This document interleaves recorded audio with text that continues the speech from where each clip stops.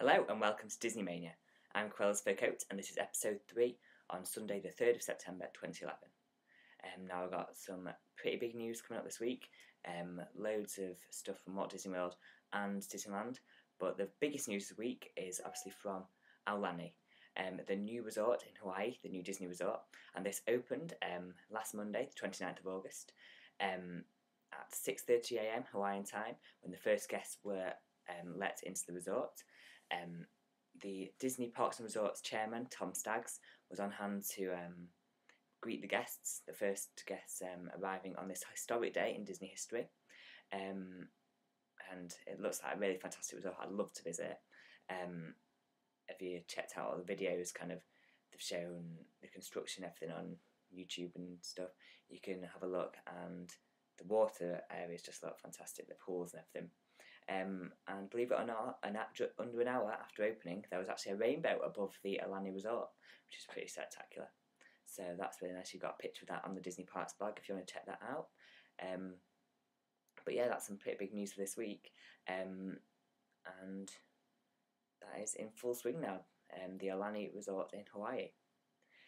Second, this week we've got Adventures by Disney has announced 2 new destinations.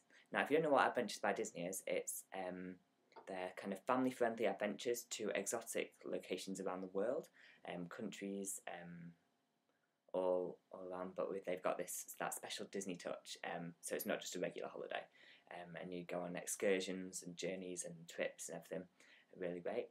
And there's two new ones have been announced this week, and they are one to Greece, which will take you on trips to Athens, Santorini, and also Crete, and the second one is to northern France, on a holiday called Esprit de France, visiting lots of the well-known landmarks and chateaux and stuff like that. So that'll be really great.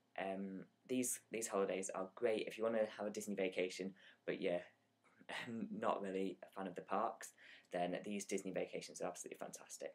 So check out the new details of this also on the Disney Parks blog. They've got some good images and everything there. So yeah, and now on to the Walt Disney World news.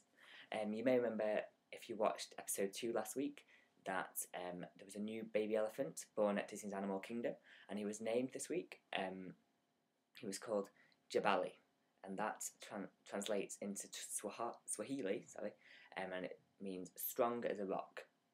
So there's some pretty great photos on the Disney Parks blog of that as well, showing how much he's grown even over this week, and he's really, really cute. So I can't wait to go and see him next time I visit Animal Kingdom. Also, on Thursday, there was new concept art for the new Fantasyland was released, and included new images of Gaston's Tavern, Journey of the Little Mermaid, Seven Dwarfs Mine Train, and also Storybook Circus, and also some more from the Beauty and the Beast realm and stuff like that. I'm really, really excited about this new Fantasyland. So looking forward to seeing it all done. And yeah, this new art just keeps on coming, which is really fantastic. I know there was a model at the D23 Expo a couple of weeks ago, showing the whole of the new Fantasyland, and that looked really, really great. So check that out if you haven't. You can see it all on a couple of websites. And finally, the Mickey's Not So Scary Halloween party will commence on the 13th of September, only 10 days away, and there's a couple of new things and different things for this year. First of all, there's going to be 16 treat trails or candy stations, including the new Brer Rabbit's Laughing Place Candy Patch, which is obviously near Splash Mountain. I think it's in the Q area, I'm not really sure. But that's going to be replacing the Alice in Wonderland Treat Trail, which took place near Toontown Fair, Mickey's Toontown Fair. But obviously, as that's closed now, they can't do that, so they've changed it to Brer Rabbit, which is really, really great. Yeah, so check that out if you go into the Halloween party. Also, there's a number of Disney villains are going to be appearing continuously throughout the night, except for parade times in front of the castle, and the castle hub, and they are going to include Captain Hook, the Tremaines, Lotso, Jafar, Hades and Gaston, some pretty rare characters out there, and that's according to WDWNT. Yeah, I'm not sure where they got that info from, but that's going to be really exciting if that is true. Obviously, we would love to see Cruella, but I don't know. She'll be in the Disney Villains Mix and Mingle as always. But yeah, that's going to take place as well. And finally, the Seven Dwarfs have been moved from Fantasyland to the exit of Splash Mountain as a result of the Fantasyland expansion. I don't know, the Seven Dwarfs always had the biggest queue. I went last year and the queue is so long to see them because they're such rare characters. And that area around Splash Mountain is not huge, so I'm not sure where they're going to fit everyone in, but I'm sure it'll be fantastic anyway. Just getting that photo with the Seven Dwarfs is really, really worth it. So check that out if you're going down. So, also, that is all the Walt Disney World news for this week. Moving on to the Disneyland news. One big piece of news this week, and that is that there's lots of new merchandise. It's going to be making its debut at the Disneyland Resort during the month of September. And here are some of the highlights. Firstly, the Bonkers D Bobcat Vinylmation was introduced on Friday at D Street with the help of artist and global creativity and innovations director Chris Chapman. The Vinylmation is always fantastic. I've not actually got a look at this yet, but I'm sure it's going to be fantastic anyway. New Vinylmation is always coming out, and so this is going to make a fantastic addition to your collection. Next, on the 10th of September, the Seatbelt Bag collection from Tim Burton's The Nightmare Before Christmas will debut at Downtown Disney District. I'm not really sure what a seatbelt bag is, but I'm sure it'll be great anyway when that comes out on the 10th of September, this time next week. Yeah, so next Sunday. So head down to Downtown Disney next week if you're in the area. Two more bits.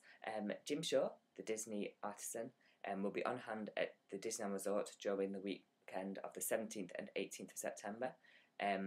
For times and locations, check out the artofdisneyparks.com. Yeah, that's so you can find out where he's going to be. Jim Shaw does some fantastic figures and stuff for Disney, so he's going to be around at Disneyland Resort in a couple of weekends. Yeah, 2 weekends. 2 weekends away.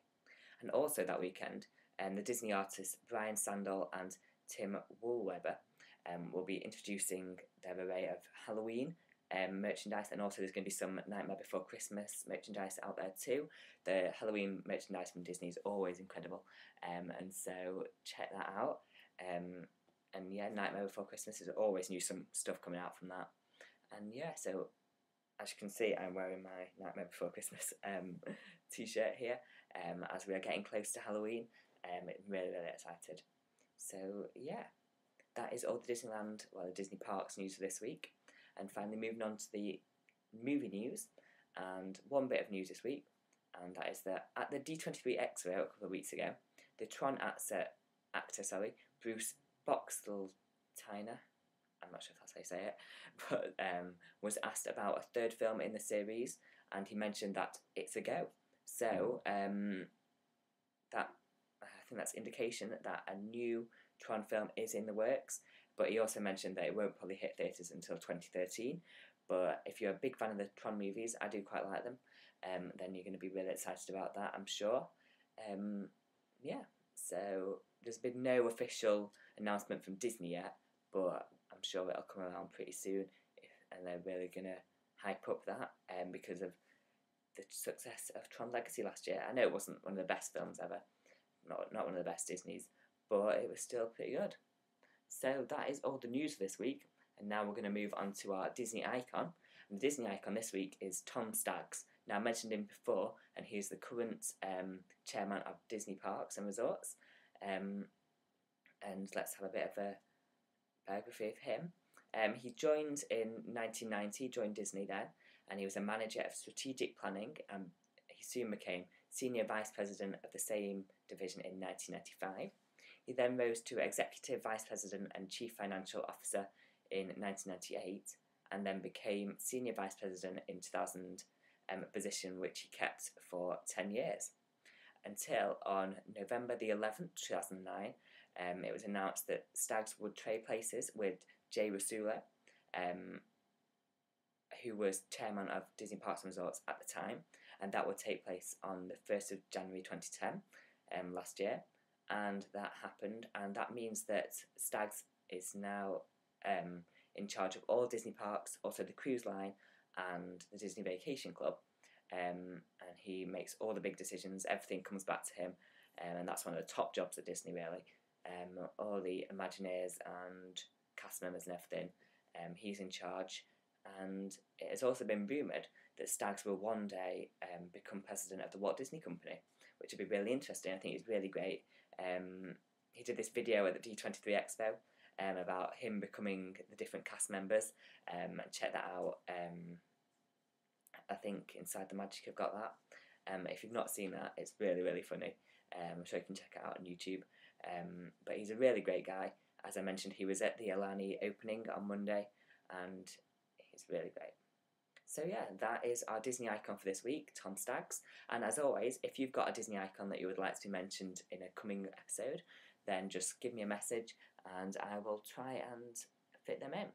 So, our Disney memory for this week is actually from me. I've not had anyone giving me a Disney memory this week, so we're just going to have one of mine. And that is the very first film I ever went to see at the cinema, and that was The Lion King, back when I was young. And although I can't really remember much about the experience, I believe that was one of the things that really got me into Disney so much, and also it still remains one of my favourite films ever. In my top 3 Disney films, definitely. And that is just evidence that Disney films stick with you and their stories stay in your heart forever, even if you can't remember, even if you were too young to really get what was happening.